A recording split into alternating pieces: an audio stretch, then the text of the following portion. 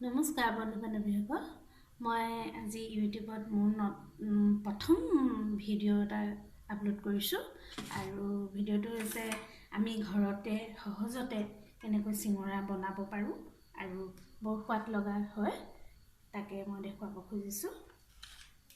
আমি প্ৰথমে চিঙৰা বনাবলৈ লাগিব আপোনাক 250 গ্ৰাম মান ময়দা আৰু মই অলপ আলু বইল কৰি লৈছোঁ। প্ৰেছাৰত এটা হুইচেল মাৰি দিলে হৈ যাব আৰু তাত হেৰি কৰিবলৈ মই এতিয়া প্ৰথমে ময়দাখিনি মাৰি লওঁ। ময়দাখিনিত মই এতিয়া দিছোঁ এয়া আপোনাৰ কালজিৰা চফ আৰু আজৱাইন মানে জনি গুটি বুলি কয়, এইখিনি মই ইয়াত দি দিছোঁ। আৰু প্ৰথমে আমি চিঙৰা বনাবলৈ এই ময়দাখিনি মাৰি ল'ব লাগিব আৰু পিছত মই দেখাম এই আলুখিনিত এইখিনি মছলা বনাবলৈ চিঙৰাত এইখিনি বস্তু লাগিব। এতিয়া মই সদ্যহতে ময়দাখিনি মাৰি লওঁ।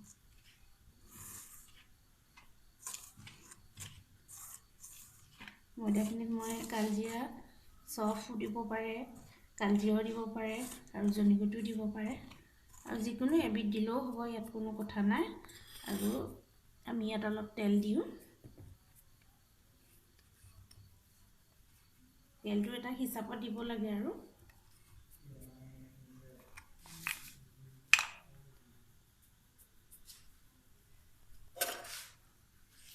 মই ইয়াত তেলটো জুখি পেলাই দিছোঁ। 1 চামুচ, 2 চামুচ, 3 চামুচ, 4 চামুচ, 5, 6, 7, 8 এই সৰু চামুচ সেইকাৰণে মই 8 চামুচ দিলোঁ আৰু ডাঙৰ চামুচ হ'লে 4 চামুচ দিলেই হ'ব। আৰু এতিয়া তেলখিনিৰ লগত ময়দাখিনি খুব ধুনীয়াকৈ সানি ল'ব লাগিব। আমিতো ৰুটি সদায় বনায়ে থাকোঁ, ঠিক ৰুটি মৰা নিচিনাকৈ কৰিব লাগে।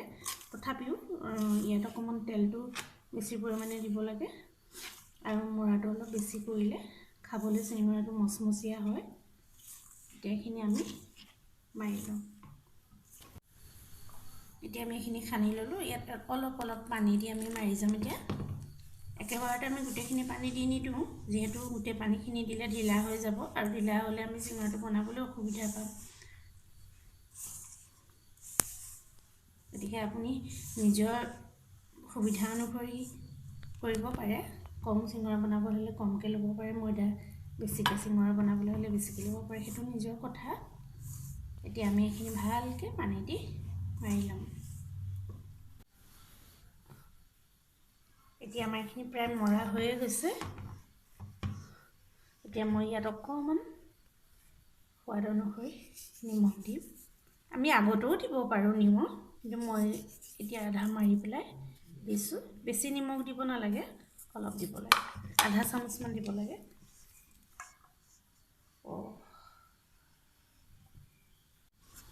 এতিয়া আমাৰ এইখিনি মৰা পূৰা হৈ গৈছে। এতিয়া আমি এইখিনি অলপ দেৰি এনেকৈ মাৰি থৈ দিম আৰু মছলাখিনি বনাই ল'ম। আমি এতিয়া আমি মছলাখিনিৰ কাৰণে ৰেডি কৰিম। এইখিনি আলু প্ৰথমে আমি এইখিনি ইয়াত মই মছলাৰ কাৰণে লৈছোঁ অলপমান এটা পিঁয়াজ সৰু সৰুকৈ কাটি লৈছোঁ আৰু 2-3টামান জলকীয়া আৰু এয়া মান ধনিয়া কাটি লৈছোঁ। আপোনালোকে ধনিয়াও দিব পাৰে, নহ'লে পুদিনাও দিব পাৰে। আৰু এয়া মই অলপ আদা পিচি লৈছোঁ আৰু অলপ ৰচুন পিচি লৈছোঁ আৰু ইয়াত দিছোঁ এয়া নিমখ আমাৰ সোৱাদ অনুযায়ী, তাৰপিছতে জলকীয়া গুড়ি, হালধি আৰু অকণমান মিট মছলা দিছোঁ, গৰম মছলা আৰু জিৰা আৰু ধনিয়া মিক্স কৰি দিছোঁ। এতিয়া এইখিনি মই কেৰাহীত মছলাখিনি তৈয়াৰ কৰি লওঁ।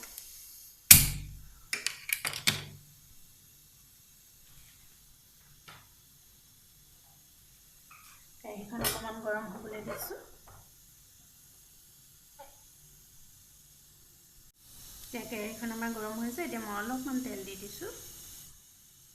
আপুনি ৰিফাইন তেলো দিব পাৰে, মিঠাতেলো দিব পাৰে।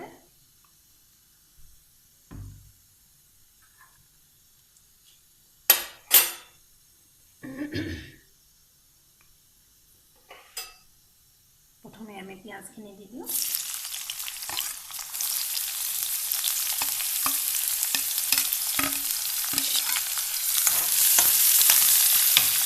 গেছটো অকণমান কমাই ল'ব আৰু লাহে লাহে এনেকৈ অকণমান ৰঙা হোৱালৈকে পিঁয়াজখিনি ভাজিব।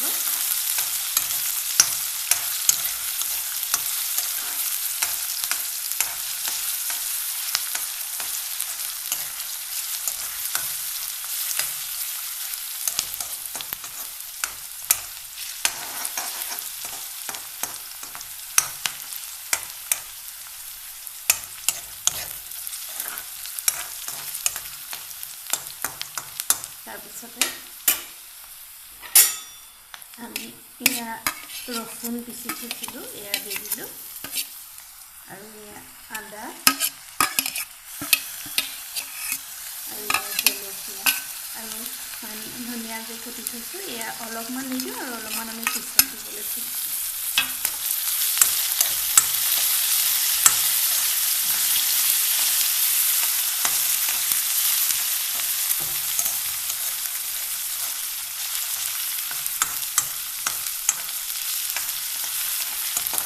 এইখিনি অকণমান ৰঙা হ'বলৈ আমি অলপ দেৰি ভাজি থাকি। যিহেতু পিঁয়াজখিনি ৰঙা হৈ আহিছে, এতিয়া বাকি থকা মছলাখিনি ইয়াত মই দি দিম।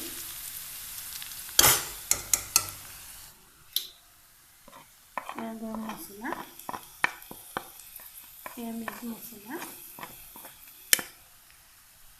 এয়া জিৰা ধনিয়া আৰু এয়া হালধি, এয়া জলকীয়া গুড়ি। জলকীয়া গুড়িটো আপোনালোকৰ নিজৰ আন্দাজমতে দিব, কাৰণ কোনোবাই কম জ্বলা খায়, কোনোবাই বেছি খায়, কাৰণ জলকীয়া আমি কেঁচা জলকীয়াও দিছোঁ আৰু নিমখ আন্দাজমতে দিব। এতিয়া আমি এইখিনি লৰাম।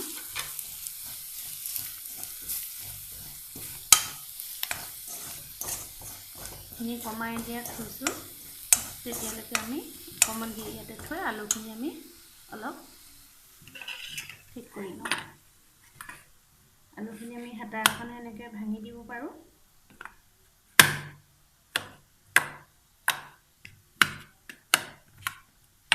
হেতা বা চামুচ আপুনি যিকোনো ব্যৱহাৰ কৰিলে হ'ল। আৰু একদম আলুখিনি বেছিকৈ একেবাৰে গুড়ি কৰি দিব নালাগে, অলপ অলপ গোটা গোটা হৈ থাকিব লাগে, তেতিয়া চিঙৰাটো খাবলৈ ভাল হয়। এয়া হেতাখনৰ পিছফালে দি মই অলপ অলপকৈ কৰি দিছোঁ, এনেকৈ পিটিকি দিছোঁ।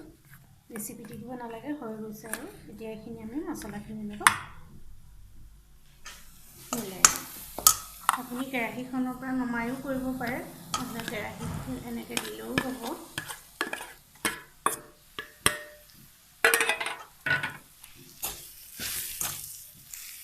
ৰংটো দেখিছে আপোনালোকে নিশ্চয় খুব ধুনীয়া আহিছে।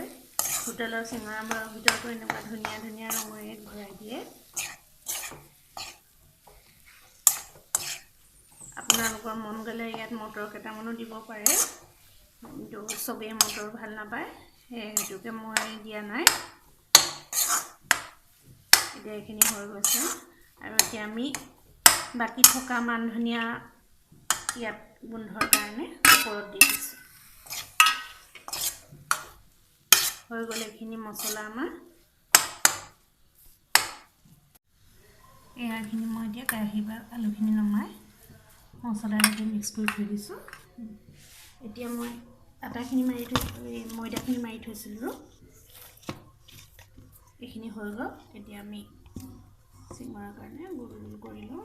আপুনি চিঙৰা ডাঙৰ যদি খাই ভাল পায় তেতিয়াহ'লে ডাঙৰকৈ গোলটো বনাব, আৰু যদি সৰুকৈ খাই ভাল পায় তেতিয়াহ'লে সৰু কৰিলেও হ'ব।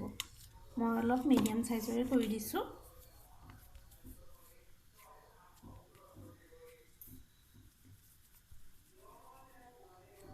এতিয়া ৰুটিৰ নিচিনাকৈ বেলি দিম।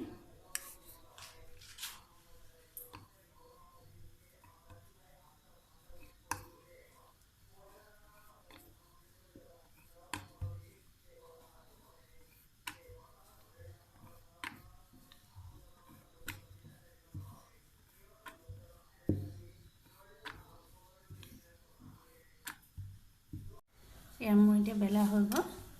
এতিয়া মই ইয়াত দুভাগ কৰি দিছোঁ। প্ৰথমে ভাত বনাই লওঁ। অলপ পানী দি দিছোঁ, মই পানী দিলে ভাল হয়। মই অলপ পানী লগাই ল'লোঁ। এতিয়া এনেধৰণে এফালৰ পৰা এবাৰ আমি জইন কৰি দিছোঁ আৰু এইটো জইন কৰি দিছোঁ। অকণমান পানী লগাই ল'ব, তেতিয়া জইনটো থাকি যায়।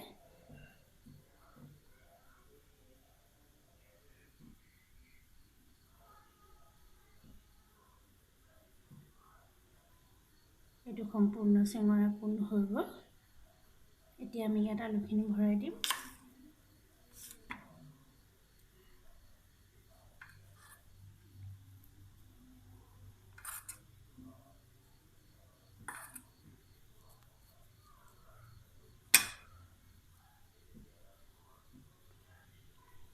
এটা কথা মন কৰিব যে আমি য'ত জইন কৰিছোঁ প্ৰথমে আমি এইডোখৰে জইন কৰি ল'ম।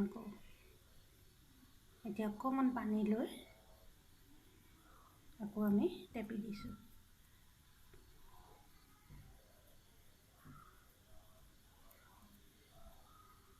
সম্পূৰ্ণ হৈ গ'ল এইটো চিঙৰা। এনেদৰে আপুনি চিঙৰা আকৃতিটো দি ল'লে। এতিয়া ইয়াত কেৰাহীত মই তেল দিয়ে থৈছোঁ আৰু একদম চিমত দি থৈছোঁ। গতিকে গৰম হ'লে মই চাওঁ। প্ৰায় হৈ গ'ল।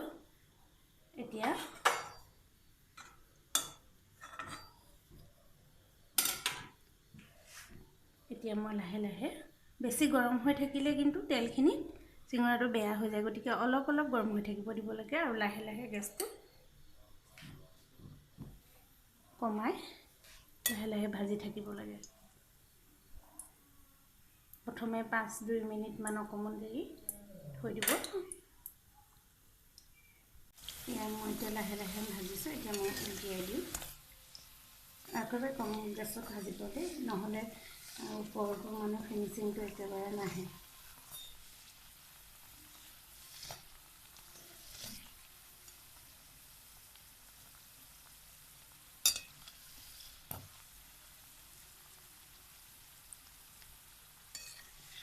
আকৌ এবাৰ এনেকৈ আমি ইবাৰ সিবাৰ উলটিয়াই থাকি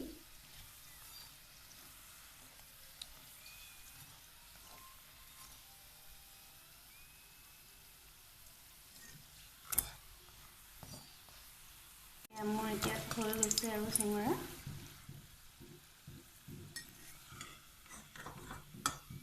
এয়া আপোনালোকে দেখিছে, এয়া সুন্দৰভাৱে চিঙৰা হৈ গৈছে। এতিয়া মই বাকী থকাকেইটাও ভাজি লওঁ। এয়া চাওক, আপোনালোকে ধুনীয়া সুন্দৰভাৱে চিঙৰা হৈছে। এয়া মই এতিয়া বাকী থকাকেইটা চিঙৰা বনাই পেলালোঁ। আৰু এতিয়া গৰমে গৰমে আমি সকলোৱে পৰিৱেশন কৰিব পাৰোঁ। খাবলৈ খুব সোৱাদ হ'ব আৰু আপোনালোকে নিজে বনাব, তেতিয়া আপোনালোকে নিজে গম পাব যে ঘৰতে বনোৱা চিঙৰা খাবলৈ কিমান ধুনীয়া হয়। গতিকে মোৰ এই ভিডিঅ'টো যদি আপোনালোকে ভাল পালে তেতিয়াহ'লে লাইক কৰিব, শ্বেয়াৰ কৰিব আৰু ছাবস্ক্ৰাইব কৰিব।